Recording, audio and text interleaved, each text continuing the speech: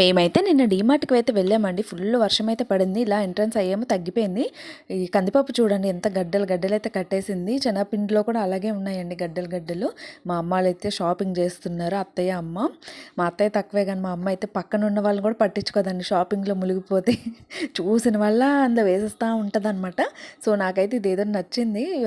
సోంపాపిడి నేను ఎప్పుడైతే తినలేదు, ఫస్ట్ టైం అండి నేను చూశాను. ఎప్పుడైతే తినను, నచ్చదు ఎందుకో కానీ. ఇదైతే పిస్తా ఫ్లేవరు.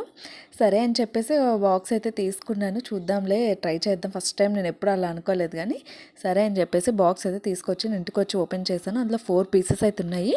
టేస్ట్ అయితే పర్లేదండి, బాగుంది. నేనైతే ఇట్లా ఉంటుందని అనుకోలేదు. మ్యాక్సిమం అన్ని స్వీట్ల కల్లా ఇది సోంపాపిడి అంటారు కదా, ఇది ఎవరు తినరు కదా. నేను కూడా చిన్నప్పటి నుంచి అదే దాంట్లో ఉండిపోయాను అనమాట. ఫస్ట్ టైం తిన్నాను. పిస్తా ఫ్లేవర్ అయితే వచ్చింది, బాగుంది, పర్లేదు, కొనొచ్చు.